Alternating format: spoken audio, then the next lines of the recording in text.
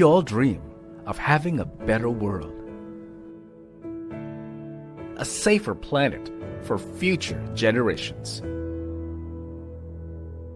For the Energy Development Corporation, we step up our pursuit of this mission. We go beyond sustainability and call for regeneration, a way to operate our business, but seen through a wider lens and more than just profitability. Regeneration calls for us to elevate everything we touch. Our environment, customers, partners and suppliers, employees, and communities, and seek collaborative partnerships across all that we influence, all in pursuing a decarbonized and regenerative future. Our regenerative practices work as a holistic system.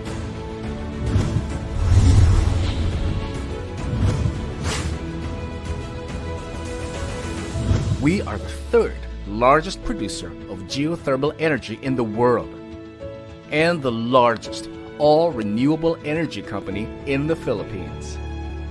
Our operations are carbon negative. We absorb more carbon than what we emit during everyday operations. We go beyond compliance. Decarbonized practices are in place. A zero-discharge system, where the water byproduct of geothermal power generation is pumped back into the earth to help replenish underwater wells. Other regenerative practices help further our efforts.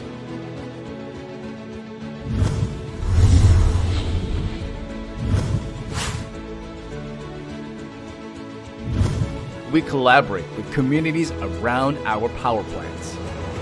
They are now allies. They help protect the forest, rescue Philippine native trees, and help reforest large areas. They are part of livelihood programs and scholarship programs for the youth.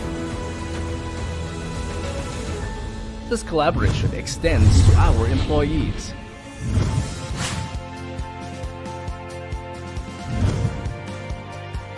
As we uphold their welfare and wellness at all times.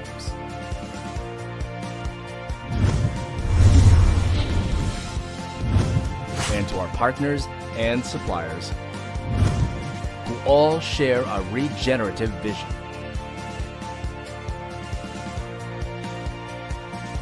With these collaborations, we are able to provide reliable, renewable, clean energy to our customers, to power our economy, power industry and progress,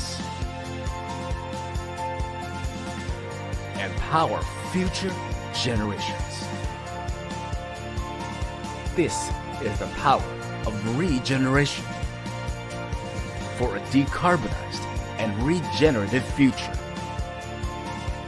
We are the Energy Development Corporation. We are powering infinite possibilities.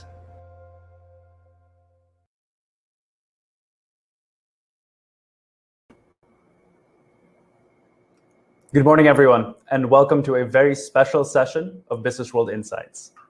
Today's topic, Kickstarting Green Recovery. In this session, presented in partnership with Energy Development Corporation, we'll be exploring a roadmap for our nation's economy as we aim to not only build a brighter future for Filipinos, but a greener future for the planet. My name is Tiago Arnaiz. I'm the Chief Operating Officer of Day 3 Innovations and Fort Health Data Systems, two health and wellness tech ventures based in the Philippines, and I'll be your moderator today. Reflecting on the heavy toll the ongoing pandemic has had in terms of lost lives, lost livelihoods, and economic recessions, United Nations Secretary General Antonio Guterres said, "COVID recovery and our planet's repair must be two sides of the same coin. As we now move to reset the global economy, we must recognize it as an opportunity to transform it into a sustainable one, driven by renewable energies, creating jobs around cleaner infrastructure, all towards a more resilient future. And all this begins with a discussion we'll be diving into with our experts today around the stimulus plans, sustainability measures, renewable energy resources, and strategies towards lessening carbon emissions, and eventually combating the climate crisis. Before we begin, I'd like to acknowledge Commissioner Rachel Ann Herrera of the Philippine Climate Change Commission. Thank you very much for joining today's session. To everyone in the audience who would like to participate in today's panel discussion, feel free to send in any questions you might have for our speakers using the questions tab on the right side of your screens.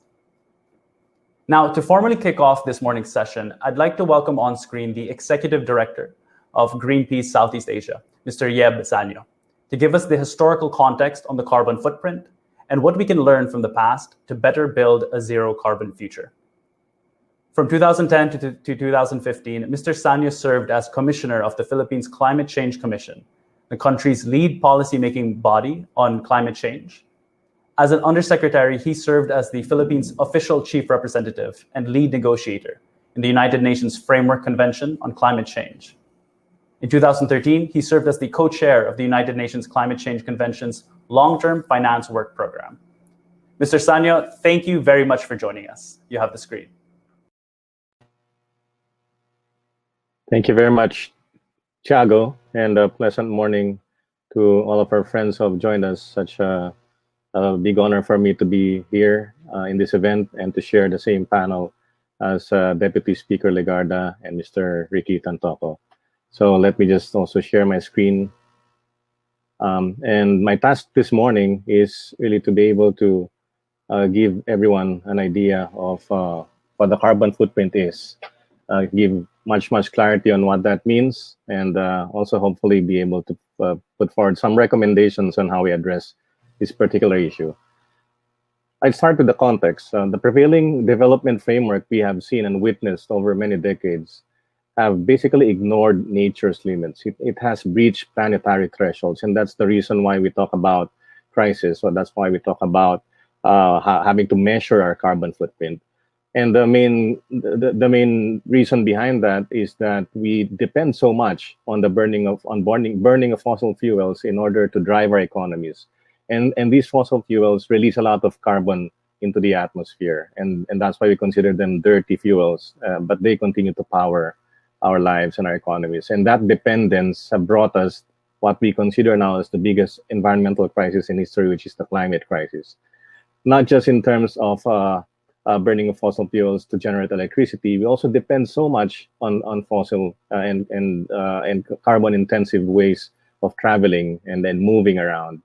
And aside from that side of the coin where we emit so much into the atmosphere, we're also getting rid of what would absorb most of that carbon and decimating our forests so rapidly. And as we speak, I think for the duration of this event, we would have lost forests the size of 60 football fields. That is alarming, that is sad, but that is what's happening. And then we have this COVID-19 pandemic, which gives us a lot of room to reflect on, and leaves us a lot of reasons to think about what lies ahead and what can we do to change things. After all, if we look around us, there's so much challenges that we face, including the evasive answer to poverty, the elusive answer as well to how we balance economic growth and be able to fulfill our aims of creating equality in our societies, because the kind of development that we have seen and that we have benefited from has put so much tremendous pressure on nature, and it's even widening the gap between the rich and the poor, which is very much contradictory to our aims.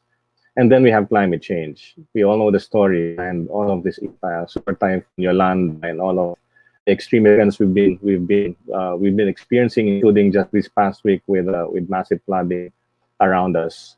The climate crisis is here, and there's a reason for that. This is the context with which we discussed the concept of the carbon footprint. Let me just go back to as far as possible in the context of where the concept comes from. In 1865, very long time ago, John Tyndall, the scientist, the physicist John Tyndall, said that if you burn fossil fuels, rather if you have gases in the atmosphere like carbon dioxide, they actually retain the heat.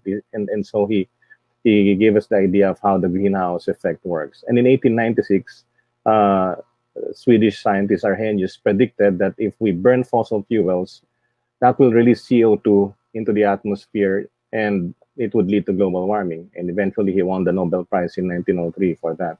In the 1950s, we saw a rapid rise of CO2 levels in the atmosphere based on scientific monitoring. And in the 1970s, that resulted in the effect of warming the entire planet, with observations and thermometers recording, warmer trends.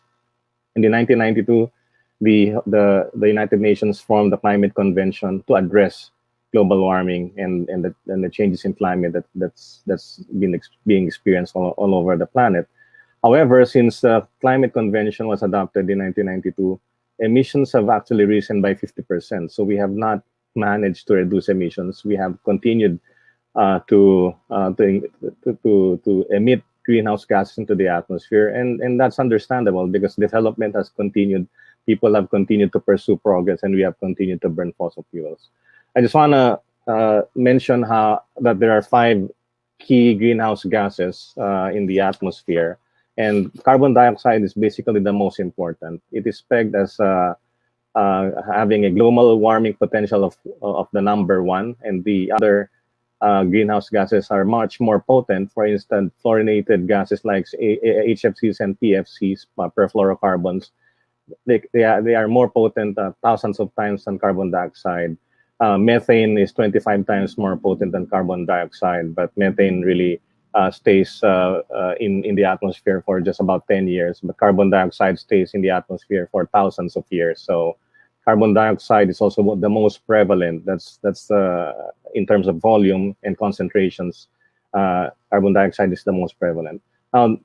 Ignore this slide in terms of the details because I just wanted to show you the complexity of how our carbon footprint, how greenhouse gas emissions change the climate, and how it causes disasters, and how that all of that relates to each other. But it's really rather quite complicated if you look into the details. So let's make it very, very simple. We do get warm from the sun, and we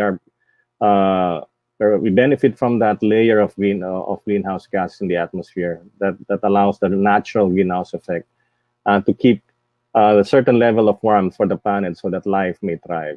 And if we burn fossil fuels and release those greenhouse gases into the atmosphere, that layer becomes the concentrations of greenhouse gases increase, and that layer, just so to speak, becomes thicker, and they trap all of that heat. I think this is third grade science, and a lot of us understand it. I just wanted to illustrate that as a review.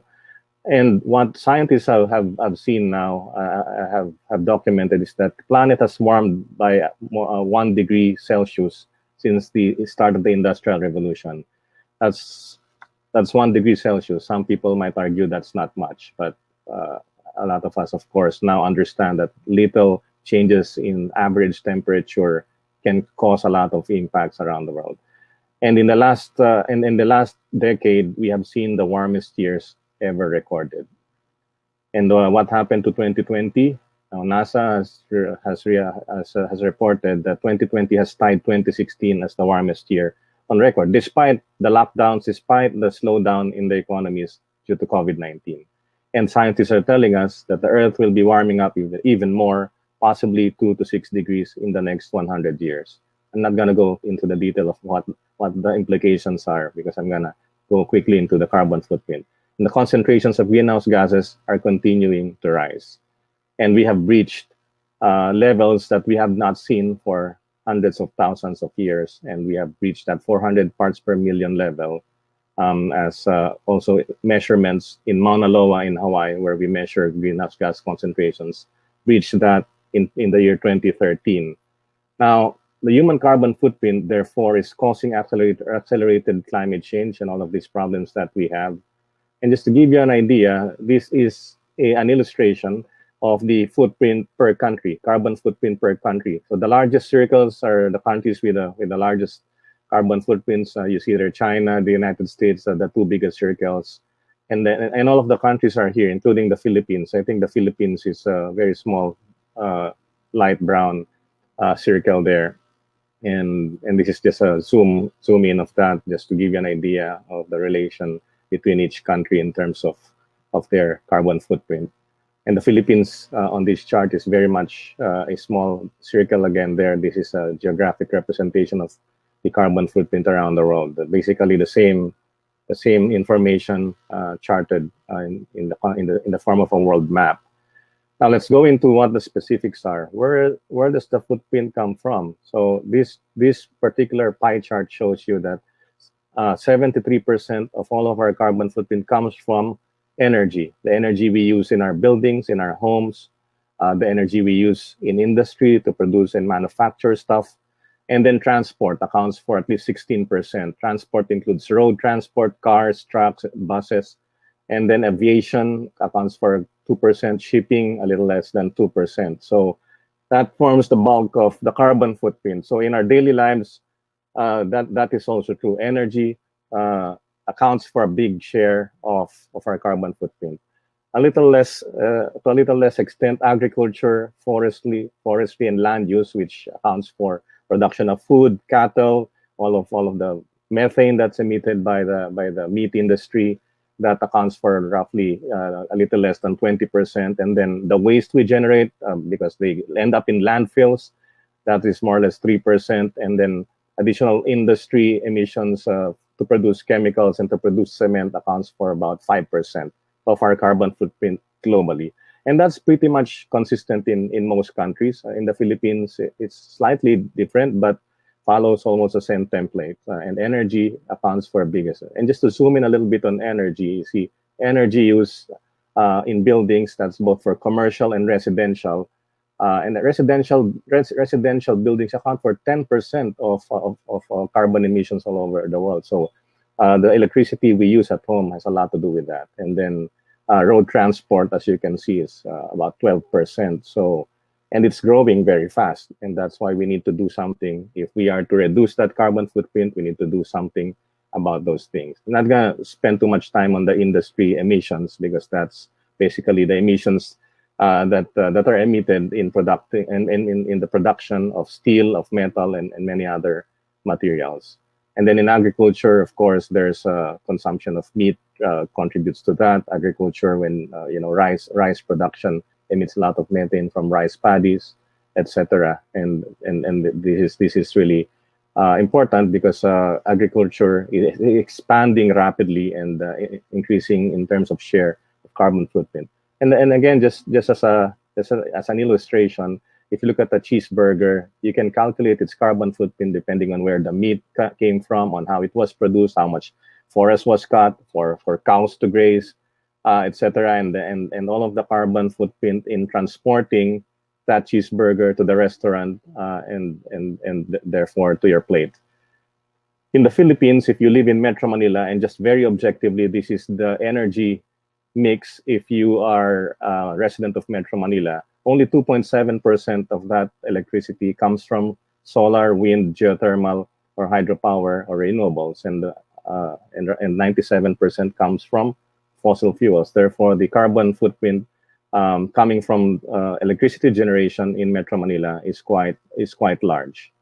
A recent study also showed that 100 companies alone are responsible for a big share, a lion's share of greenhouse gas emissions. And if we are talking about carbon footprints, it's really important that we have this conversation, a very, very serious conversation with these companies, which account for a lion's share of carbon emissions, and because they do dictate the kind of shape that the energy sector evolves into. So what can we do? This is the last part of my presentation, because it's important that we come up with recommendations how to lessen our carbon footprint. We'd like to embrace a new normal and take advantage of the pandemic, so that we are able to have that opportunity to leave the old normal behind and move towards reducing our footprint, and also promoting green recovery, as we as we have this conversation today. So I think 5 things I want to say are key: greener electricity, like solar, wind, etc. This is my 5 kilowatt system, and I'm broadcasting now from a 100% renewable solar powered home. Greener transport is key.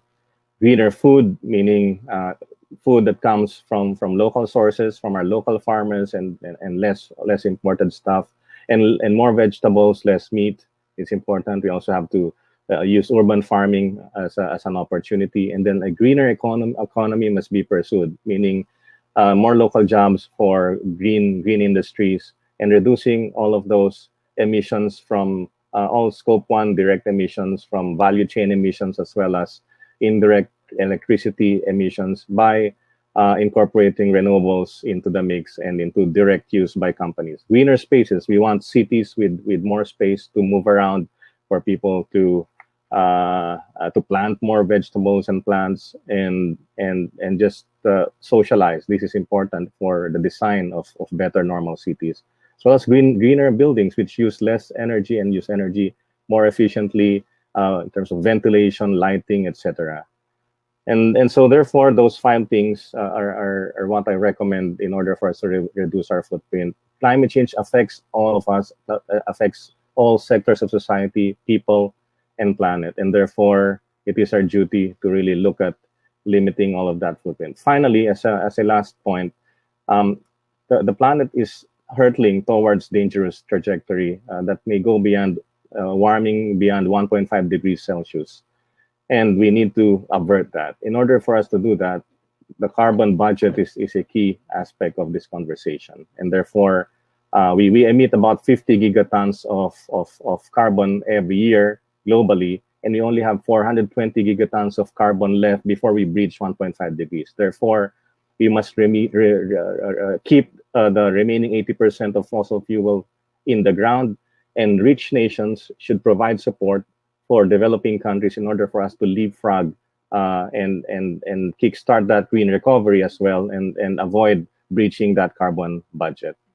So finally, in closing, I just want to quote one of my favorite stories from The Lord of the Rings, in this conversation between Frodo and Gandalf. Frodo was so scared about the return of Sauron and having gotten possession of the ring. He said, "I wish it did not have happened in my time." And Gandalf responded, "So do I. And so do all who live to see such times. But that is not for them to decide. All we have to decide is what to do with the time that is given us." I believe this applies in the context of us addressing the climate crisis, and this also applies in the context of us overcoming the COVID-19 pandemic. Thank you very much. Thank you very much, Mr. Sanyo. A very sober reminder of the outsized impact we have on our environment now, as well as the greener lives we need to lead in order to save it. So thank you again for that. We'll hear more from you during the panel discussion later this morning. Just another quick acknowledgement, Secretary Emmanuel de Guzman of the Climate Change Commission. Thank you very much for joining us. Joining Mr. Sanyo on our panel today, I'm very pleased to welcome, is House Deputy Speaker Lauren Legarda. Prior to her election in 2019, Deputy Speaker Legarda was a 3-term senator of the Philippine Senate, where she chaired the committees on finance, foreign relations, and climate change, among others. She is also currently the UNISDR Global Champion for Resilience, the UNFCCC National Adaptation Plan Champion, and Commissioner of the Global Commission on Adaptation. Currently serving as a member of the House of Representatives of the Philippines, representing the Lone District of the Province of Antique, Deputy Speaker Legarda, thank you very much for joining us. Thank you so much. And I join you as the State of the Nation address is being awaited this afternoon, and session just started again at 10 a.m. this morning. So I'm in between session in the House of Representatives and State of the Nation address due this afternoon. But I'm happy to join you on my lifelong advocacy for a green, sustainable recovery, especially during this time of the pandemic. I was just listening to Yeb. Thank you so much, Yeb, for your interventions and all joining us in our crusade on this climate journey. And I also acknowledge all of those hardworking people behind this webinar of Business World and the EDC, and acknowledge Mr. Richard Tantoco as well. Yes, Business World Insights, an online forum, and Kickstarting Green Recovery. It's really very clear that the pandemic recovery will not happen unless we attune it to the climate pathway. The COVID-19 pandemic and the prevailing climate crisis are symptoms of a problematic global economic model and approach that sacrifices the health of our planet and its natural wealth for so-called growth.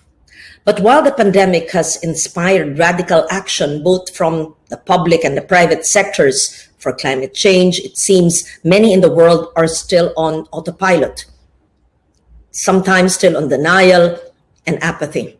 Global climate commitments are hardly measuring up to the 1.5 degrees climate threshold as enshrined in the Paris Agreement, which I so proudly sponsored for a unanimous concurrence of the ratification in the Senate in my last term.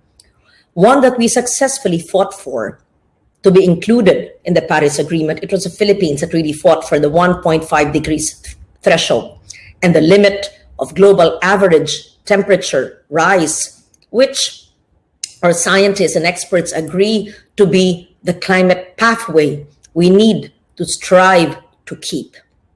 To achieve this, we must target a net zero global economy by 2050, which means that greenhouse gas emissions worldwide must reduce by 45% by 2030, 9 years from now, or by 7% every year for the next 9 years. And yet, the biggest carbon emitters have so far taken little heed of this goal.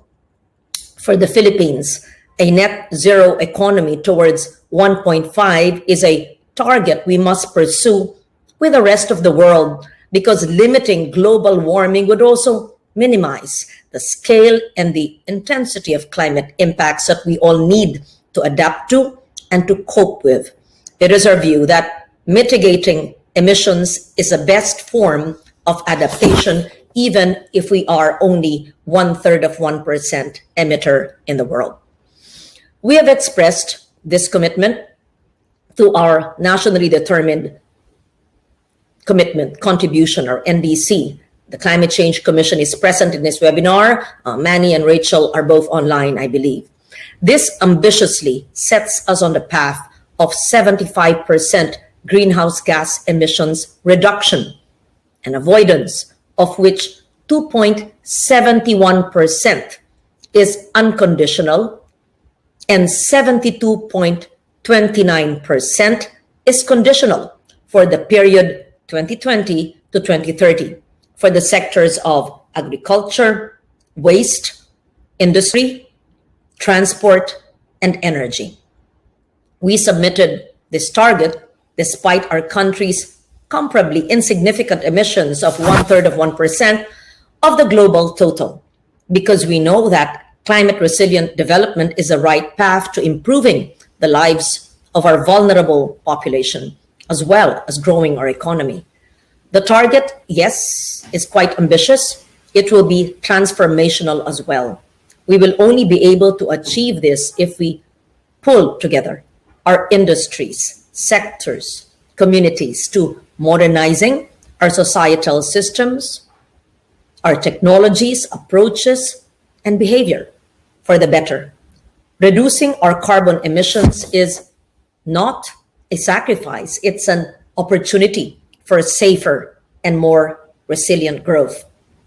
Today, we are gathered to commit to making the 1.5 degrees survival threshold a reality. No less than the Intergovernmental Panel on Climate Change, the IPCC, the world scientific body assessing the science on climate change, said that even just a 0.5 degree of global warming beyond 1.5 degrees will significantly worsen the risk, flooding, extreme heat, drought, poverty in our communities, which we are already experiencing. Recalling the devastation from super typhoons that have come and gone, the most recent flooding from Typhoon Fabian, the floods even in China, where people were trapped in the subway and the waters rose, and in Germany, where dying from a weather-related disaster was almost unheard of until 2 weeks ago. The prospect should be terrifying. These extreme weather events in our recent history tell us that we do not have the luxury of time. But with that little time we have, the global scientific community is in agreement that limiting global warming to 1.5 degrees Celsius is entirely possible. Reducing carbon emissions entails accelerating support and development on renewable energy and energy efficiency, sustainable transport systems, industrial processes, nature-based solutions, resilient buildings and infrastructure at a massive and broader scale. Not just a foundation or people's organizations, but really a whole of society, whole of government approach for business and industry. For energy in particular, we are observing that renewables are becoming and clearly cost competitive with the onset of technological innovations in renewables and even in storage. Achieving universal access to cleaner, reliable, cheaper energy is here and now within reach. The International Renewable Energy Agency, IRENA, reported that RE costs rapidly declined very clearly in the last decade, especially for solar and wind technologies. And if we cite HSBC Global Research, the Philippines is the second best investment destination for RE in Southeast Asia, with resources that can generate up to more than 3,000 gigawatts. The Department of Energy moratorium last year, the announcement at least on endorsements for coal power plants and their support to allow 100% foreign ownership on geothermal projects is a game changer. It is a concrete step to advance rapidly the deployment of renewables and to reduce the country's dependence on fossil gas and imported coal. And it may lure in $30 billion worth of RE investments, according to the Institute for Energy Economics and Financial Analysis, IEEFA. Clearly, we must work together to operationalize these concrete steps in moving forward in the isolated grids that are dependent on imported diesel and where renewable energy is already 2/3 cheaper. There's also a need to broaden the country's energy options in ways that will allow us to integrate RE into the power system. Instituted policy frameworks provided by law should be integrated into our energy plans. We need to cast out misplaced notions on RE. Otherwise, our limited understanding will cloud our ability to meet our goal of achieving energy independence. We need to wake up to the reality that coal and other fossil fuels are on their way to becoming stranded assets, obsolete, the cost of which our consumers are already bearing and will continue to bear if we continue. Renewables do not only promote clean and indigenous energy, they also provide thousands of green jobs for people, improve air quality, and protect our ecosystems. Proud to have been, again, author of the INIPAS, declaring 94 protected areas and ecosystems all over the country. Modernizing our energy sources and grids will create new investment opportunities that will attract investors in search of high-quality infrastructure assets. As we transform our energy sector, we must also upgrade virtually all facets of our economy if we want to be truly resilient, low carbon, efficient, equitable, public and private transport systems and technologies can build smarter, more dynamic, safer, healthier communities. And this pandemic has eased a shift in the acceptance of road sharing among pedestrians, cyclists, and motorists. We are supporting a paradigm shift from the motor vehicle-based transport system to a multimodal system, where people are not dependent on their own motorized vehicles every time they go out. Instead, they can choose different modes of transport, walking or biking for short distances, and safe, reliable, inexpensive, and convenient public transport system for long distance trips. But this, we must make sure that it is safe, not just for ourselves, but also in terms of our own physical security. Now let's talk about plastics and the massive amount of plastic waste we consume and pollute that gets leaked into our oceans, our open environment. If you read various reports citing our country as a top plastic polluter in the world, plastic are not just a waste management issue. And again, I already enacted that law and wrote it in 1998, enacted in year 2000, RA 9003, Ecological Solid Waste Management Law, but only 25% of LGUs is implementing it when it's a very doable, important piece of legislation. Plastics.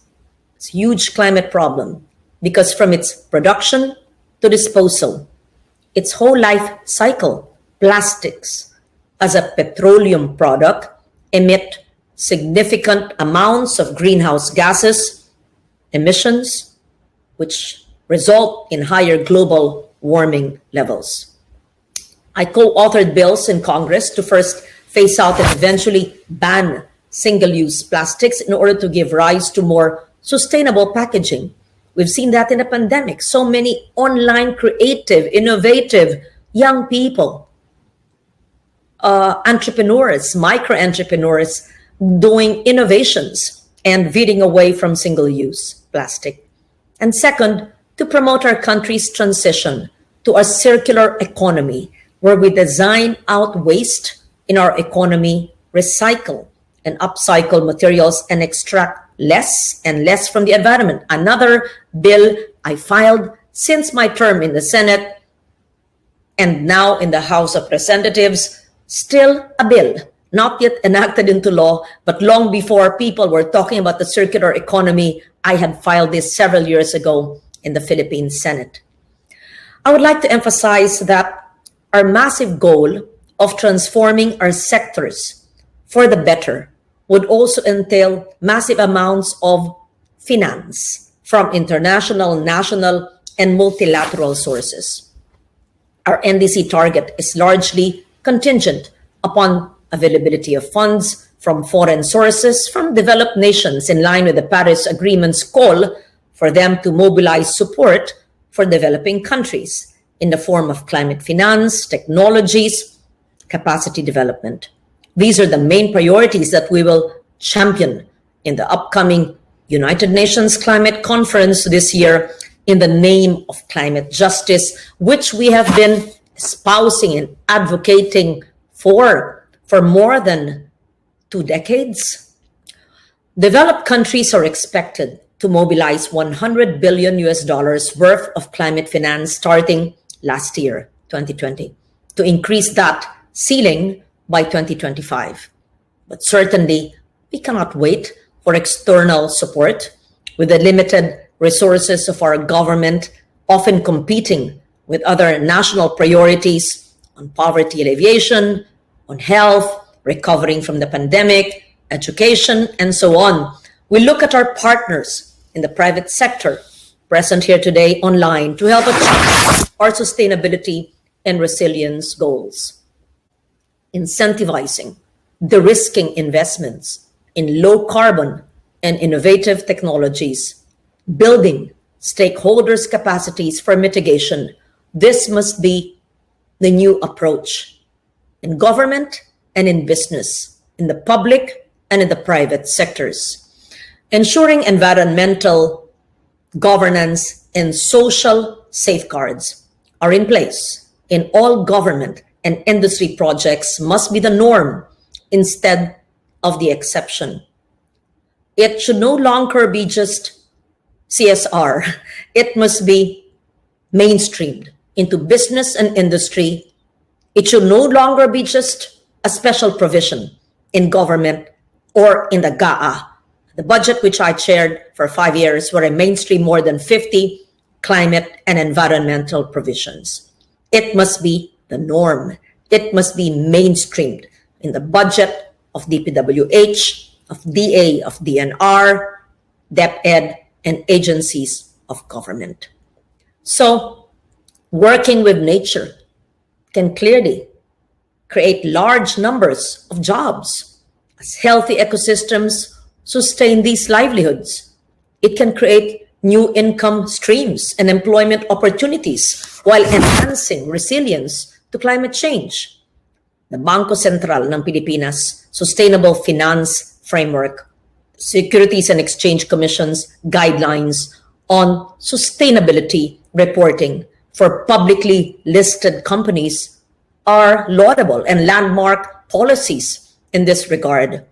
What is clear is that a strong partnership among all sectors will be needed to put in place the right conditions to attract domestic and foreign low-carbon investments and to scale up green financing that will further enable us to protect our environment, our people's lives, and vulnerable livelihoods. Climate action could be the very answer to our goal of achieving resilient, sustainable, and inclusive economic growth, because climate action makes clearly good development sense, good economic sense, micro and macro, good business sense. And through this forum, which I welcome heartily today, I hope we could further inspire and find more ways to promote a green, sustainable recovery that will enable us to withstand present and future shocks from pandemics, and there will be more, and climate shocks and disasters as well. So, together, I hope that we could secure a thriving and resilient future for all of us. Thank you, and I hope that all of us present here can do our share in changing the mindset of people who have been used to the old norm and just really simply apply and implement the laws we already laid out from 1998. More than 8 landmark environmental laws. All we need is to know it, understand it, implement it, and fund it. I walk my talk in my own little corner of the world, and I know everybody in this webinar is doing their share. Thank you. Congratulations. I am with you. Thank you very much, Deputy Speaker Legarda.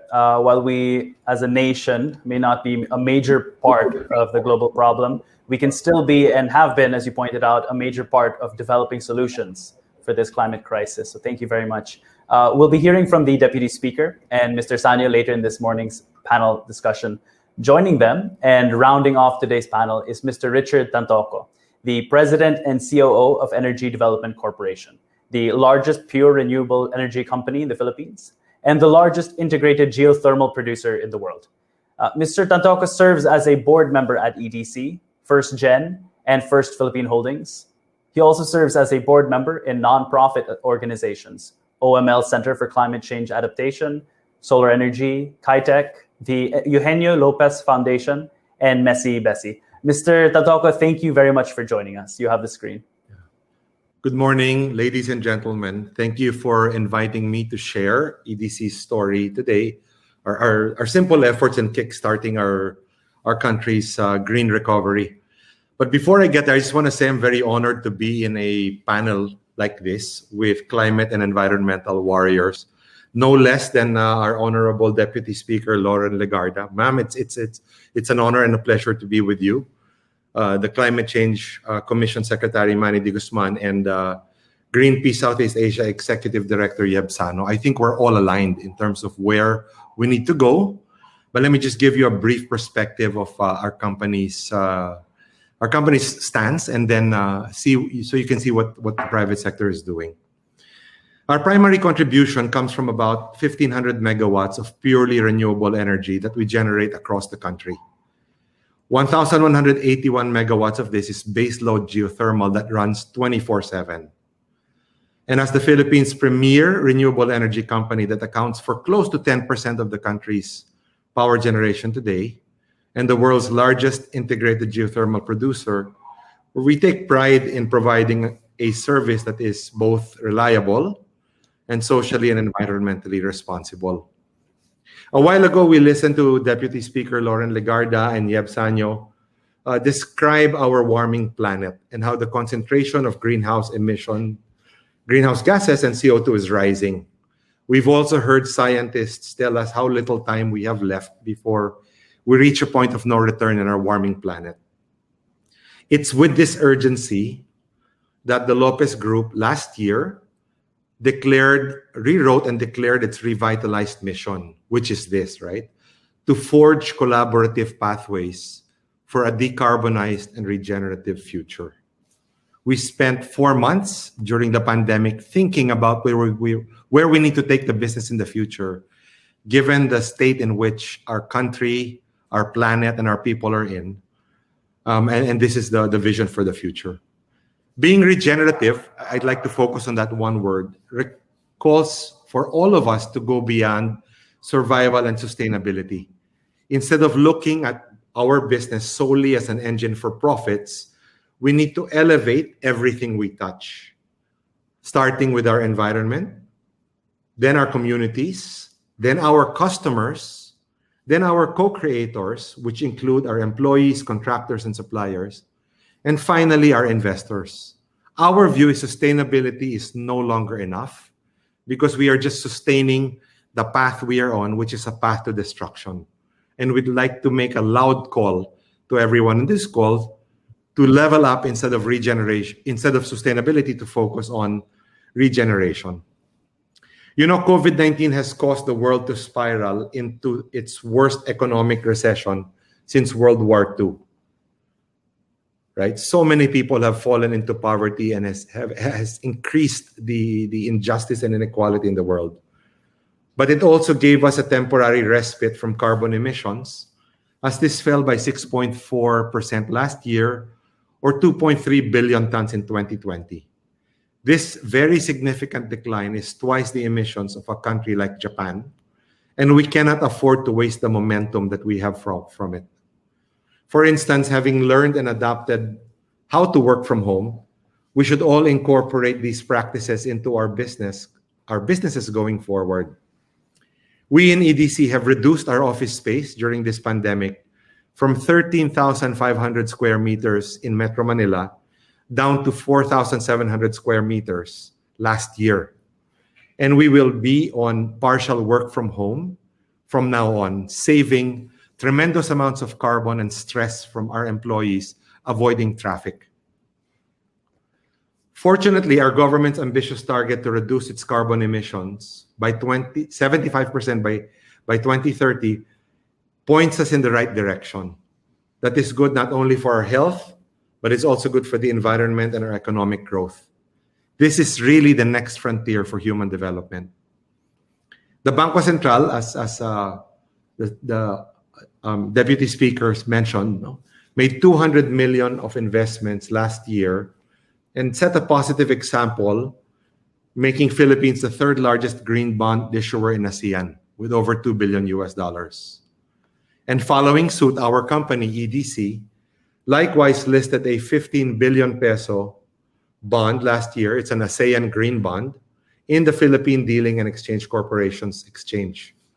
The first tranche to be issued out of this 15 billion shelf registration, which was 5 billion, I'm happy to report was 10 times oversubscribed due to a very strong demand from investors who from now on appear to want to support and participate in the financing and expansion of our 100% clean energy portfolio, which is crucial to decarbonizing while we restart our economy. So many businesses are also looking forward to the implementation of the DOE's Green Energy Option Program, or GEOP, that will allow customers with a 100 kilowatt demand to buy directly from low-carbon, renewable, licensed green energy providers. So if the electricity of an institution you represent or know is 350,000 pesos or more per month, down to small strip malls or buildings, you are likely entitled to shift to competitively priced RE. We all need to work together on the demand side to make a change, because as Yeb showed earlier, about 73% of the carbon emissions come from what is broadly called our energy systems, from transport all the way to primary power production. On my last slide, I will present the contact details of our Green Energy Option Supply Team that you can email just to inquire, and we commit to answer you within the day. So I'd like to wind down my comments about what we are doing, right? At the moment, we are constructing 2 new power plants, and 2 more should commence construction in the next 12 months, an investment of in excess of 20 billion pesos. One of these new power plants in Bicol uses a new technology that our country has never seen before. These are called the radial outflow turbines. They're much more compact and they're much more efficient, and they use a lot less cement when they're being constructed now. So even the footprint of this radial outflow turbine plants, which we are buying from an Italian manufacturer called Exergy, is much greener than technologies known as recently as 10 or 15 years ago. I mentioned these technologies just to highlight the point that innovation all over the chain now is required to solve our pressing problems. These projects that we have, the 2 that are ongoing construction right now, and the 2 that are about to commence, have many regenerative benefits. So for our customers, we will have more clean energy to supply their needs. For the environment, with these new plants, less coal plants will have to be built. For our investors, these projects are a prudent and tested deployment of capital that will earn in the long term. And for our communities, this translates to more green jobs, right? And we've taken one step further than just telling our contractors, go ahead and build a plant. What we've done is we've moved our TechVox school software systems into Legazpi and Sorsogon. And in there, we are pre-training the local employees so that they will acquire the skills and become the most employable, right? So moving our hardware and software from Leyte to the Bicol region is going to result in high quality employment for the local community. And this way, the members of our community become employable over the long term. And that's what we call regeneration. It's just taking one step extra, just thinking a little bit harder about what else we can do to improve our 5 stakeholders, starting from the environment, our co-creators, our customers, the community, and then our investors, right?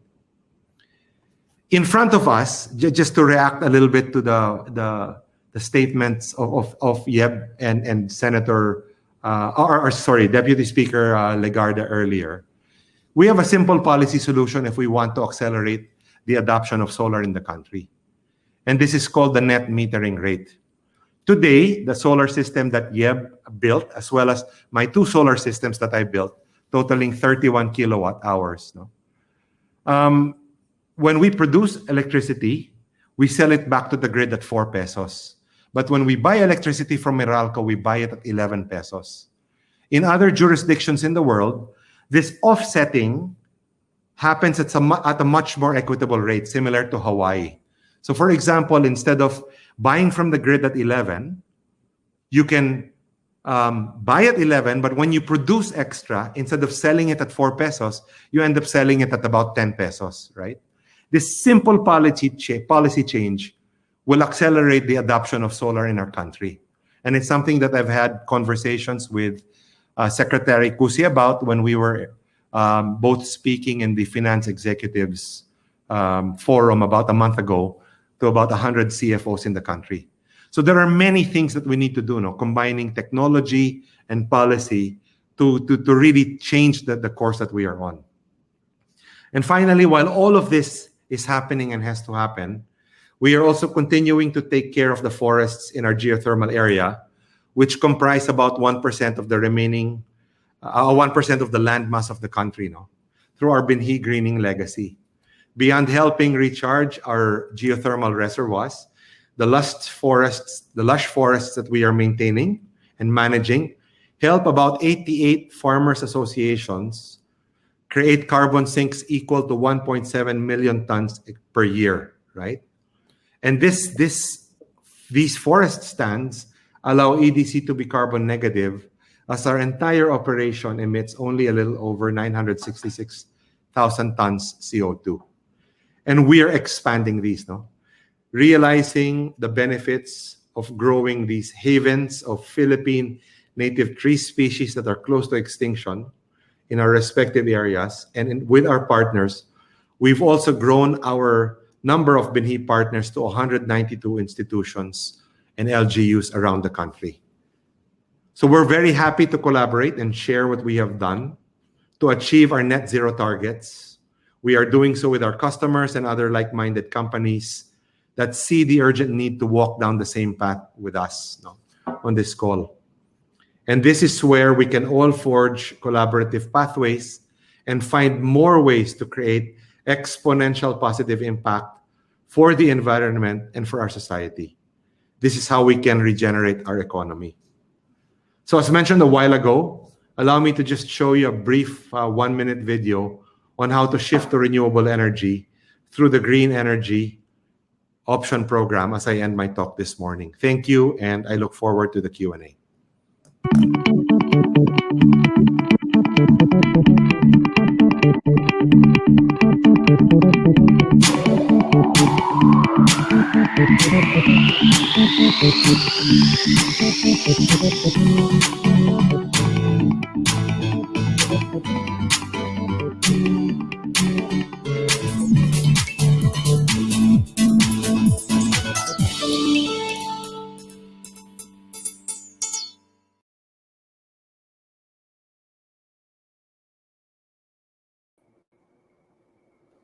Thank you very much, Mr. Tantoco, for your insights into the gold standard EDC is setting for climate championing corporations. Now, if I can have everyone joining me back on screen, we have a number of questions coming in from our audience. I'll be directing most of these to the panel at large. So please feel free to chime in with any insights you'd like to share. If I could have all the speakers joining me on screen. Hi, everyone.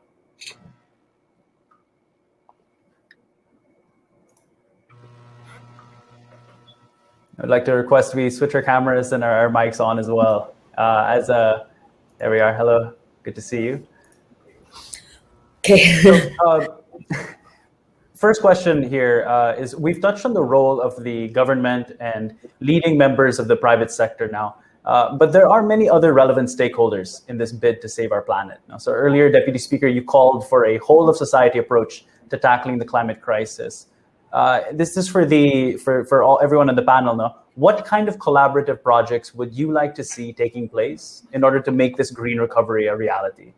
Who do you want to see stepping up to answer this call, and what first steps should they be taking? Yeah, may I, as author of the, thank you so much. Yeah, because after this, I'm sorry, I'll have to move out for another Zoom. It's the State of the Nation Day, so we're all in preparation. But anyway, let me just, I already said it actually in my message today, but let me just reiterate and simplify. We have all the laws in place. Thank God, way back in 1998. And if I may say all these laws, the Clean Air Act, the Clean Water Act, the Ecological Solid Waste Management Law, the Renewable, those are all that I did in my first term, 1998 to 2004. Then we have the Renewable Energy Law, the People's Survival Fund, which is the funding mechanism for LGUs and POs and CSOs. And we have Environmental Education Awareness Act. We have the ENIPAS, Expanded National Integrated Protected Areas, legislating 94 protected area systems around the country. We have environmental education. So there's so much there. there's just latag na. We have the environmental laws. Aside from that, we've already put climate provisions and environmental provisions, more than 50 in the GAA, which is a General Appropriations Act. So what do we need to do? In terms of legislation, it's there. But I still would need to enact into law the ban on single-use plastic, the Circular Economy Act, our Forest Gardens Act, which is part of the Integrated Urban Agriculture Act, which was passed on third reading in the House of Representatives, and more protected areas in our country. At the same time, a strong and efficient and effective oversight of all the environmental laws in the past 20 years. That's insofar as government is concerned. Now, government cannot do it alone. It is a whole of nation approach, and I am grateful to the EDC for being a frontliner in a way, in a good way, in terms of transitioning to a low carbon economy. We need all people in business, in industry. We need a paradigm shift in the way we think, we live, we work, we breathe. We must transform our transport sector to make sure that we are not solely dependent on imported fossil fuel. We must not just increase the share of renewables in our energy mix. We must also make it more accessible, especially to those in the island off-grid areas. We must also not just focus on energy, which is so essential, but also limiting consumer waste, as I mentioned earlier, and not desecrating our waterways, our vacant lands, our oceans, where it is said, based on a study, by 2050, if we are business as usual, there will be more plastics than fish. This will really kill our ecosystems and our lives, being an archipelago of fisher folks and depending on the agriculture sector for food on our table. So the green recovery, while it is laudable to speak about transitioning to renewable energy, is just one of a whole gamut of laws we have already enacted. And this is just a part of a green recovery during the pandemic. And let me just say that the pandemic we cannot recover from the pandemic unless we are clearly attuning it to the climate pathway. And it is said, we only have the window of opportunity in this decade of ecological restoration from 2020 to 2030 at the end of the SDGs by 2030 so that we can survive and thrive. So let me just say, we are 50% here. We have half the battle won. Latag na ang lahat ng batas. Again, you'll say, oh, why are you saying that? Because it's true. For the past 20 years, I'm proud to say, without even having the pandemic in mind, obviously, I've enacted all these laws. We just have to take it to heart and to implement it, whether you are in the private sector or in government. All of those who are with us virtually, I should not preach to the choir because we are all doing our great share in this green recovery. What we need to do is to amplify our voices so that there will be more businesses, more corporations perhaps, like EDC and many others, so that they could lead the way.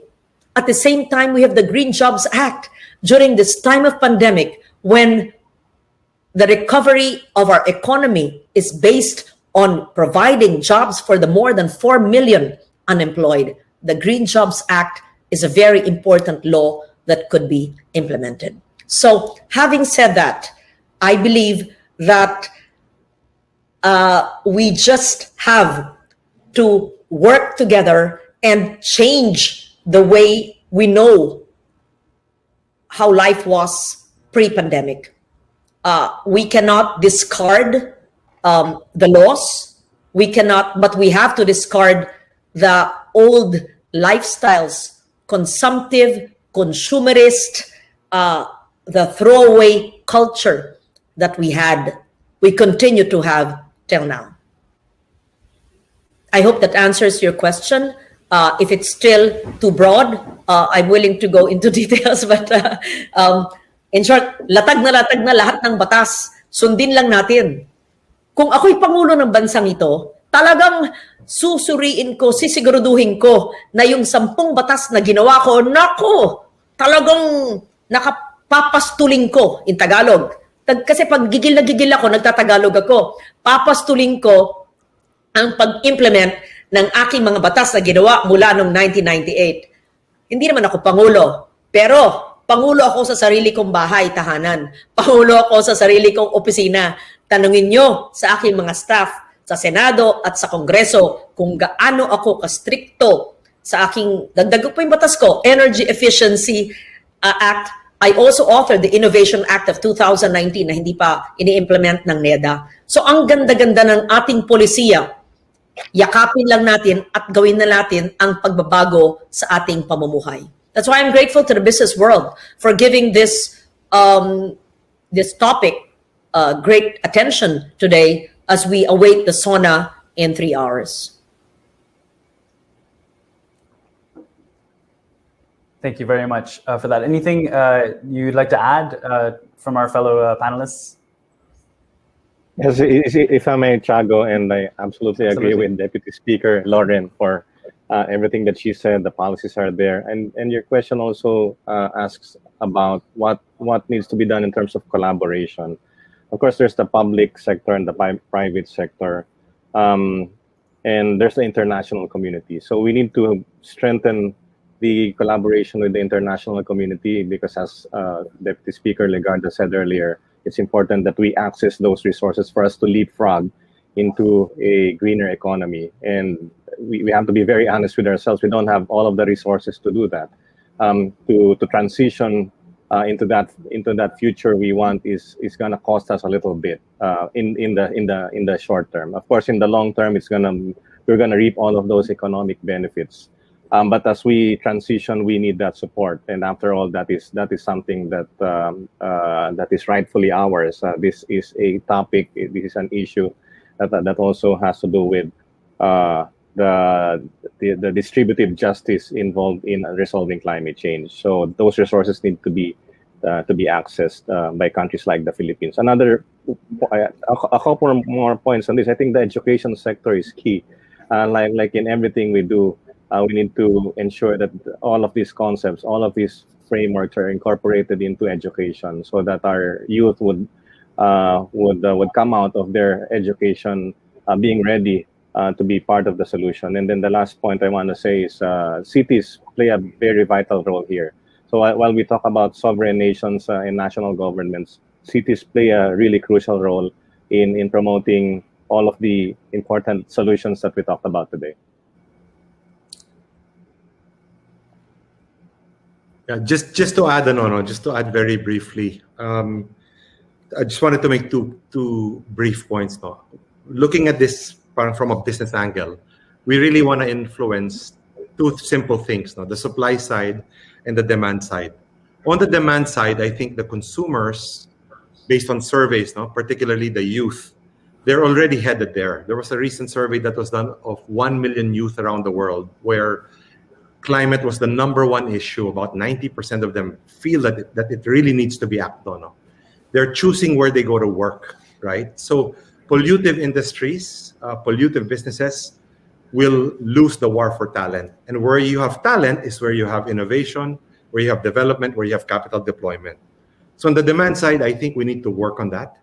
But also on the supply side, I think there, as Deputy Speaker Legarda mentioned, we have all the policies and the laws, right? And we just need to focus on investing on a little bit of innovation and then sending the investment capital in the right direction. So all over the world, right? Large turbine manufacturers are saying they will not build for coal plants anymore. large engineering firms that do the detailed engineering for pollutive industries. They've said Black and Veatch, they basically, a lot of them have said, we're not going to do engineering for another coal plant, right? So the supply side, I think, will slowly get choked.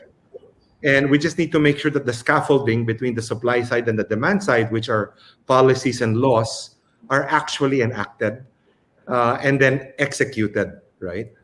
Now, going to the point of the Honorable Deputy Speaker Lauren Legarda, ang dami ng batas, nakalatag na yung daan, but hindi ginagawa, right? And to that, my response is, I think we all have to collaborate with what Aristotle calls pockets of excellence. Diba? You will have so many LGUs. 30, 40, 50% of them will prioritize climate.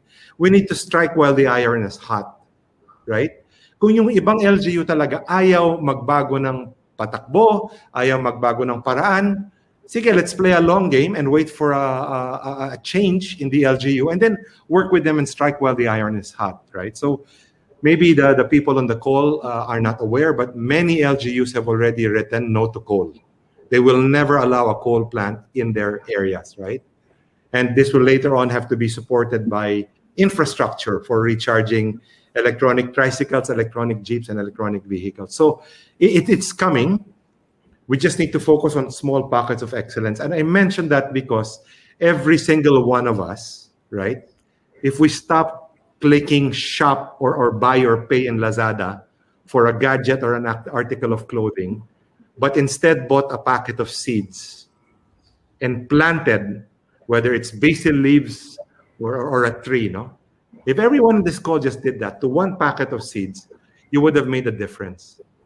I think the issue often is we like talking the talk, but living it in our own personal lives, no, reusing things, shopping less, buying less, is something that we're kind of short on, no? And I'm very proud. I'm not going to show it here on this TV. I mean, on this call, but I'm very proud of the fact that the shirts I use for sleeping are 25 to 27 years old, right? From my former university. And they're perfectly fine, right? So if we stop the demand side for stuff that we don't need, we will already make a very positive impact on the environment. And don't worry that we're just 1/3 of 1% of global emissions. Do not worry. In our own little sphere, we need to be that pocket of excellence. We need to live that pocket of excellence, and others will follow. So thank you. Thank you very much. Before we continue, I believe Deputy Speaker Legarda needs to leave for another session. So thank you so much for taking time out of your packed schedule to join us today, Deputy Speaker. Really appreciate it. This follow-up question is from Genesis Kelly Lontok. How can we make green recovery resonate better with stakeholders at the grassroots level, at the poverty incidence level? Yeb, you wanna tackle that, or? Sure, I can try my hand on that question, because poverty and associated issues. I don't think none of us would have the illusion that we have a perfect answer to questions like that. Because if we do, we wouldn't have to worry so much about society now. But and that's a reality we face. When we talk about solutions and when we talk about environmental problems, often we kind of dissociate it with social issues. But those two things are always together, and we cannot tackle one without the other.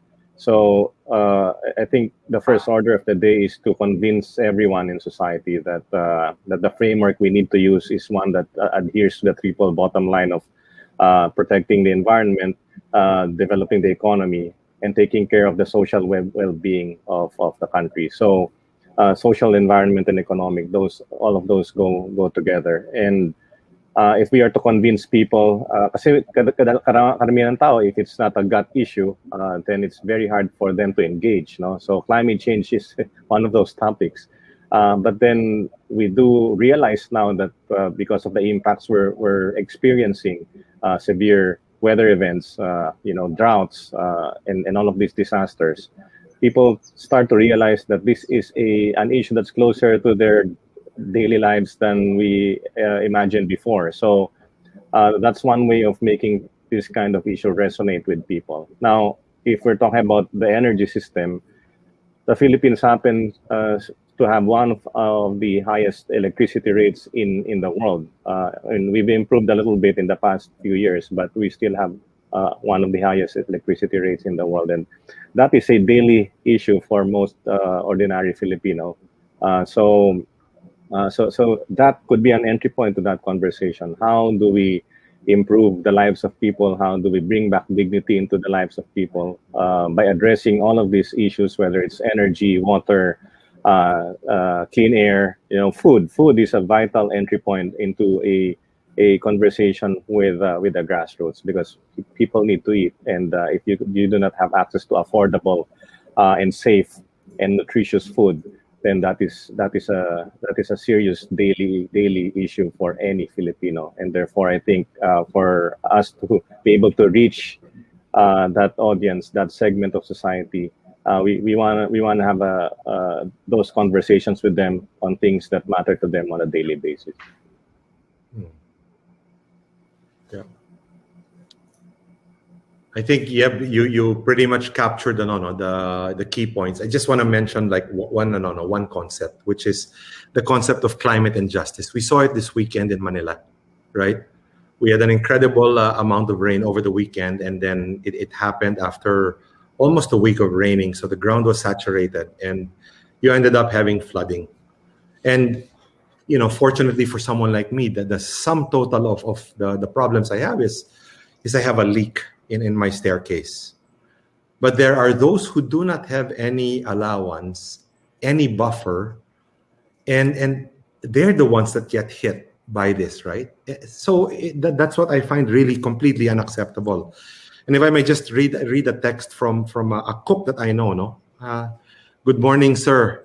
Pasensya na po sa abala. Pwede po sana makahingi ng tulong. Nabaha po yung buong bahay. Natangay po lahat ng aming appliance. Yung pugon, yung tangke, lahat ng aming damit na wala na. Can you imagine being that vulnerable, right? So I don't think the question is, as Tiago mentioned, how do we make it resonate? It resonates already with those who are vulnerable. They feel the pain. We need to tie it to climate, and then we need to tie it to the actions that we need to be taking as a country and as a society and as a humanity. All over the world, despotic regimes flourish. If you're a student of history, despotic regimes flourish in the face of a form of injustice, right? And what we're experiencing right now is climate injustice. And I'm not saying that we have a despotic regime, but those who are hopeless will cling to the most amazing promises. But we really need to deliver on those promises as a society. And one of the things, for example, that we can do is to implement. Earlier, I talked about the parity for selling your solar, so that the 1.6 million homes in the Philippines will have more solar energy on the roof. But another thing that we should be considering is a carbon tax, right? That tax on the highest emitters of carbon should be taken. My view is it should be taken, and it should be used for resiliency of our vulnerable communities, for rebuilding, right? So anyway, there's a lot more. We can stay on this topic for days on end, but I'll pause my remarks there. I believe DS Legarda is back with her response as well. Yes, actually, having been the author of these laws for 20 years and now representing a vulnerable province like Antique, it's very important that we see how the laws actually work.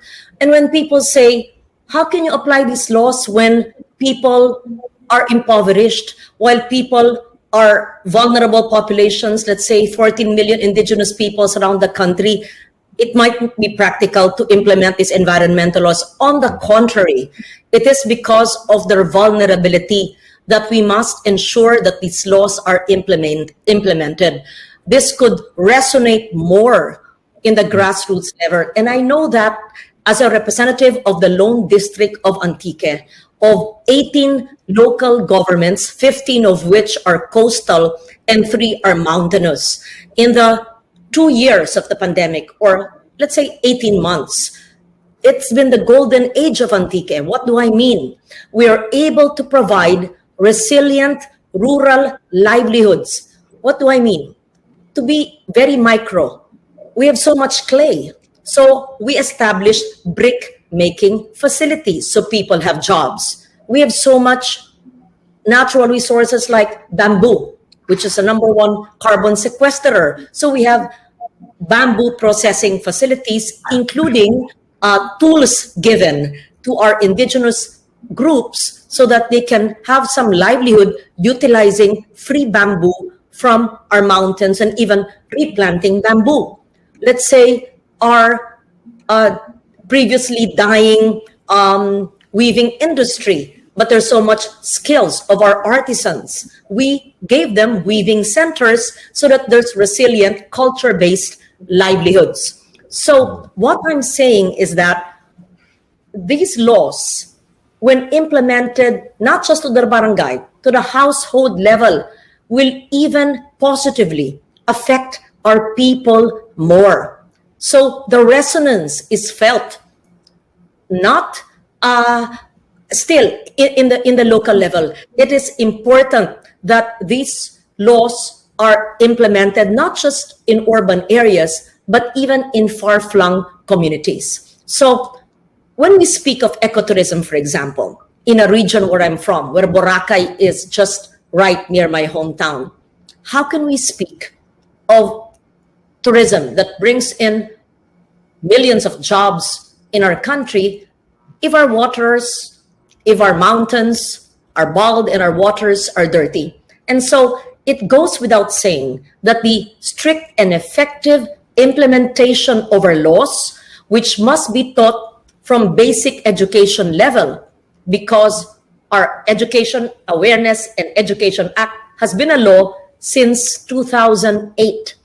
And all these laws, as I said, have been there since 1998. To summarize, these laws are here. Convergence and collaboration between government and the private sector is essential. The application of these laws up to the LGU, cities and municipalities, is essential. The strict implementation of these laws up to the barangay level is equally important.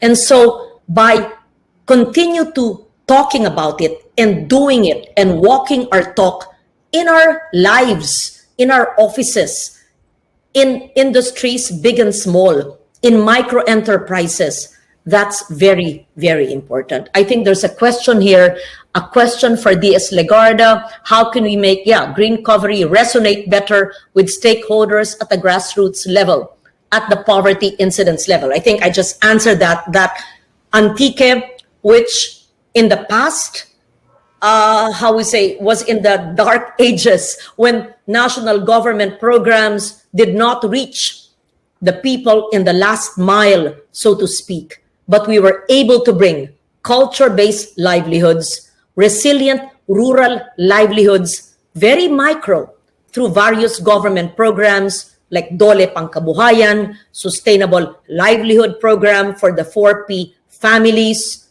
at the same time giving jobs to our indigenous peoples through the not over-exploitation, the sustainable use of their natural resources like bamboo. I think that hopefully clearly answers this question I see on the screen now on how to do it in the grassroots level. And I would like those online to visit Antique, not physically, but virtually, and see the kind of interventions that we have done just in the past 2 years as Congress representative, and how you can actually transform a decades-old impoverished province into a province now with hope because of culture-based livelihoods and rural livelihoods, bringing national government programs closer to the people while respecting environmental laws. But it's a great challenge because it does not take just 2 years to change that. An inspiring message and an inspiring challenge as well, Deputy Speaker. As we near the end of today's session, I'd like to invite each of our panelists to share a quick closing thought. But first, I'd like to read out this one question from Faith Tricia Cercado. Hopefully, this can help frame today's closing statements. Faith writes, surveys show that there is an increased environmental awareness among consumers, and they are more mindful with the effects of their purchases on the environment. Is this actually a step towards halting the adverse effects of multinational companies to climate change, or can individuals only do so much? Perhaps we can start with you again, Deputy Speaker Legarda. Your quick closing statement. I'm reading the comments here. I don't think I have time to answer all these comments, but my closing statement, it's difficult to give a closing statement for something so broad and essential. The window of opportunity, the Great Reset, and the pause brought about by the pandemic is here and now. We must seize this opportunity to do our paradigm shift to a better normal by segregating waste at source, recycling, composting, by growing our own food, by reusing, upcycling, doing adaptive reuse, by saving seeds. I think that was mentioned earlier. Everything that I eat, I save the seeds and I replant. By not dumping waste in any open space, but instead doing organic compost from all food and recyclable waste. By transitioning to renewable energy when applicable, by encouraging others to do the same, by teaching our children, our learners, and everyone we speak about all the initiatives, the best practices on how to transition to a low carbon economy. Let me cite the Climate Field School, for example, of Siargao in Del Carmen in Surigao. They have a climate field school funded under government's program, the People's Survival Fund. If these climate field schools helping our agricultural workers in the fisheries sector can be replicated in many provinces and regions of the country, perhaps there will be greater, vast influence for a transition to a green recovery. Thank you. Thank you, Deputy Speaker. Mr. Sanyo, your closing thoughts? Yes, thank you very much, Thiago. And also by way of responding to Faith Tricia's question, I'll start with that. I think, unfortunately, we have reached a point where individual actions will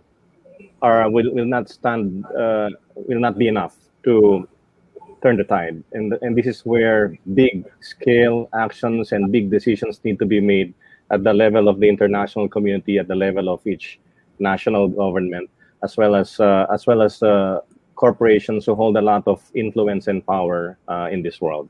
So that's a very important aspect of being able to avert this crisis. That those decisions are made that truly allow us to kickstart a green recovery and allow us to leave the old normal behind. But having said that, to change the world, we need everyone, and therefore every little single act of kindness, act of love we commit every day, every time we wake up in the morning and all throughout the day, we contribute individually. That will go a long way into changing the world. And after all, if you make a difference for one person, you still make a difference for one person, and that's why we do not stop helping others. We do not stop caring about others. And I'd like to emphasize that we talk about tipping points here, whether it's the temperature of the planet, whether it's the carbon footprint, whether we're breaching all of those limits. I believe that the most important tipping point we must avoid is our ability to care as human beings. Because if we go beyond that tipping point and we lose that ability to care for each other, to care for the planet, to care for nature, to care for future generations, then that is the most dangerous tipping point. And therefore, we must put all of our energy, effort, and time and passion into preventing that. Finally, as I wrap up, I would say that because of the pandemic, it has in fact given us this golden opportunity, and this crisis must not be put to waste. There's just so much opportunity that's been given to us, and if we believe in silver linings, this is the moment we embrace that. Thank you. Thank you very much, Mr. Sanya. To extend your Lord of the Rings quote from earlier, we must always remind ourselves that this world is still worth fighting for. Mr. Tantoco, we had a few questions coming in today around how difficult it is for individuals and businesses to shift to renewable energy. Perhaps you can address that in your final word for today's session. Yeah. Three quick thoughts, right? Number one, I think we need to unleash multiple arrows, right? And the three biggest ones in the quiver are policies, which we are not short of. The second one is innovation. And then the final one is investments. Right? We need to just get those three going in the right direction. And I think it's headed there now. I'm just not so sure about the speed, which brings me to my second point, right? We don't really need to boil the ocean, so to speak, right? That's why I spoke about small pockets of excellence.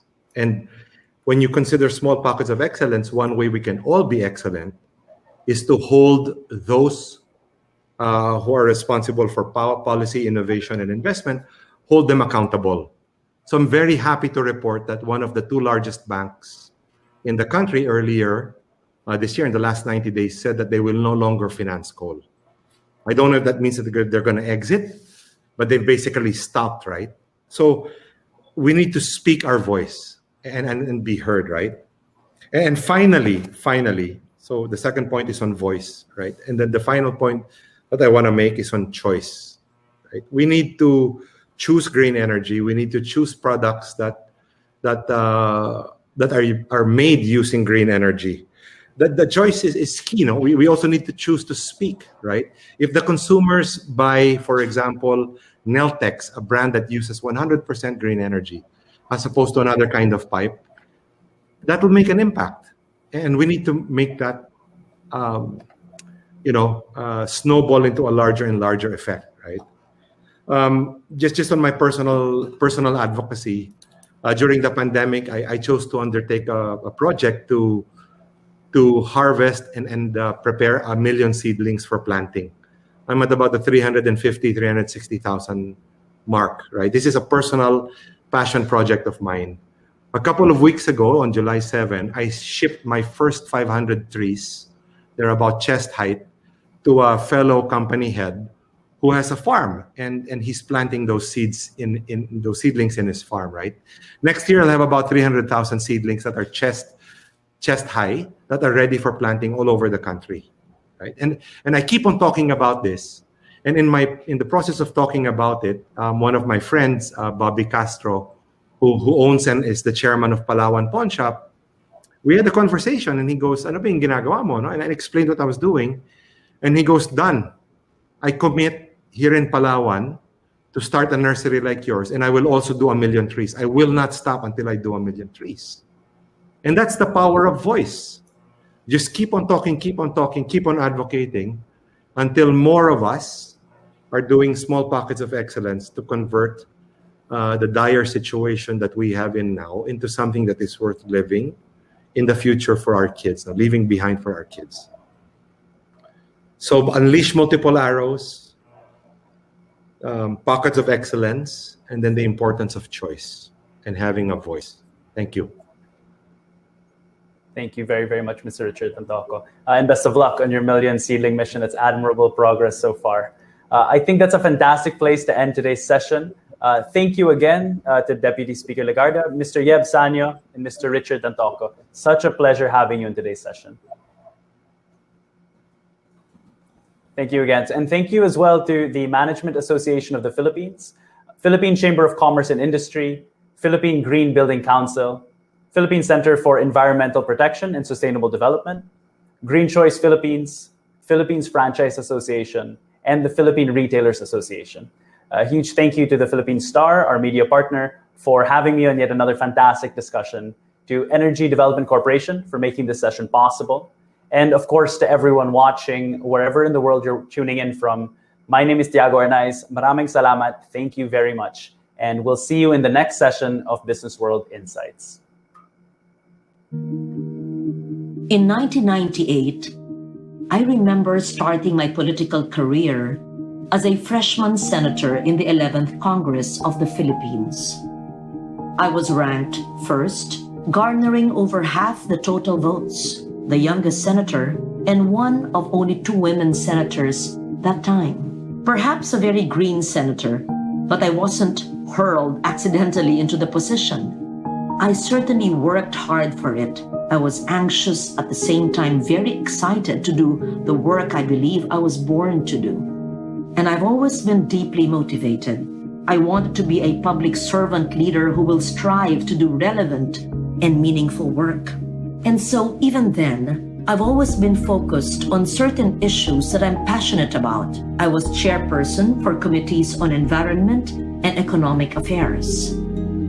Before I turned 40, I found myself being named as one of the global leaders for tomorrow in the World Economic Forum in Davos, Switzerland.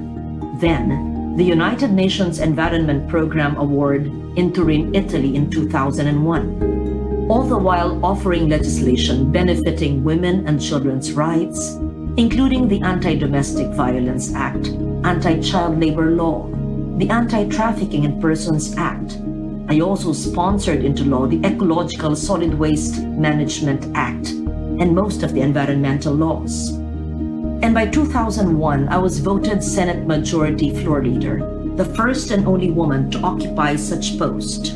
I continued my work as legislator and ran another term, and I was once again proclaimed #1 senator in the 2007 senatorial elections, garnering the most number of votes and holding the distinction of being the only woman senator to top the Senate race twice. More work, more laws, more advocacies. And in this 14th Congress, I was again chairperson of the following committees. But as the expression goes, there is no rest for the weary. For the next 12 years, I continued the work as senator in the 15th, 16th, and 17th Congresses of the Philippines, still advancing my passion and advocacies and chairing the committees on climate change, foreign relations, finance, and even cultural communities. I'm extremely proud of the tangible achievements that I've made as senator.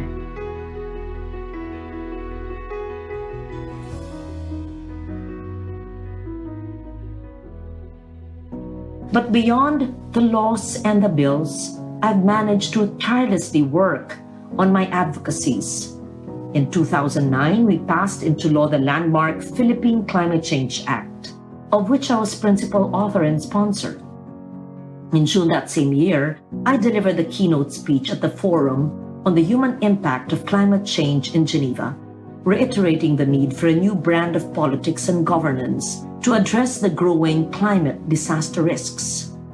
And there I introduced the Legarda Doctrine, a new development thinking and a more holistic development philosophy founded on sustainable and equitable socio-economic ecosystems and governance. By December of the same year, I also spoke on climate change legislation at the United Nations Climate Change Conference in Copenhagen, Denmark, calling on parliamentarians to initiate legislation to address climate change issues.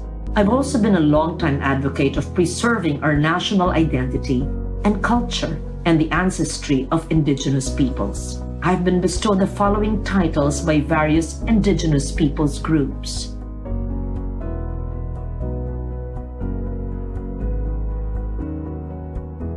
I was also the prime architect and main driving force behind the country's return to the prestigious Venice Biennale, the Olympics of the contemporary art world, all after 51 years of absence. Amidst all these, I continue my work and dedication to public service. My cup overflows, and I'm equally humbled and overwhelmed. I'm immensely grateful to all those who have helped me through these years. I remember the faces of people who acknowledged me, trusted me, gave me full support. I will be forever thankful. But more than all the chairmanships that I have led, more than the laws and the bills that I have helped legislate, and even more important, than the recognition, the accolades, and the awards, I am extremely proud of the people I've been able to help.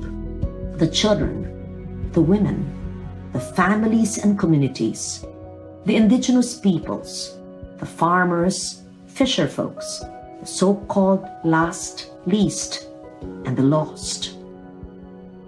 I am inspired by them. I am motivated, encouraged, and moved by them.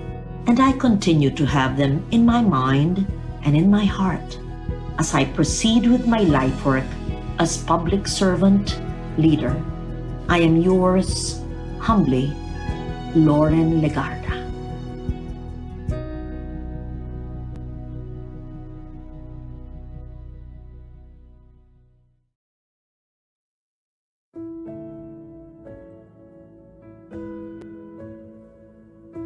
We all dream of having a better world, a safer planet for future generations. For the Energy Development Corporation, we step up our pursuit of this mission. We go beyond sustainability and call for regeneration, a way to operate our business, but seen through a wider lens and more than just profitability. Regeneration calls for us to elevate everything we touch. Our environment, customers, partners and suppliers, employees, and communities, and seek collaborative partnerships across all that we influence, all in pursuing a decarbonized and regenerative future. Our regenerative practices work as a holistic system.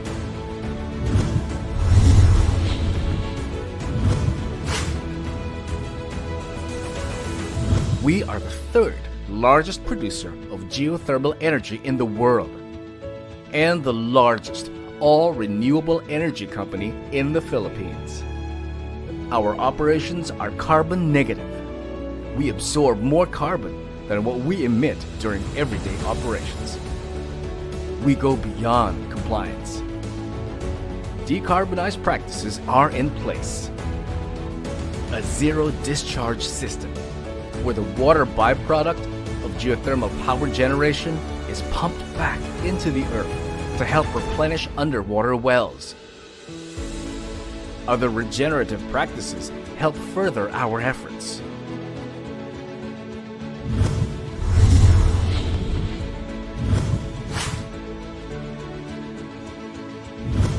We collaborate with communities around our power plants.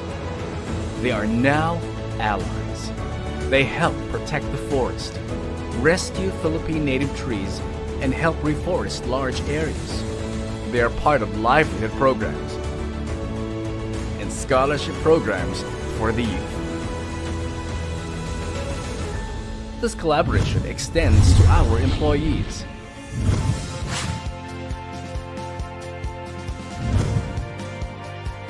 As we uphold their welfare and wellness at all times.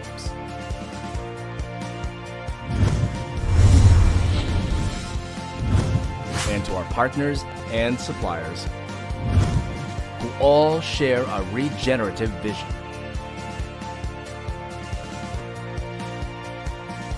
With these collaborations, we are able to provide reliable, renewable, clean energy to our customers, to power our economy, power industry and progress, and power future generations. This is the power of regeneration for a decarbonized and regenerative future. We are the Energy Development Corporation. We are powering infinite possibilities.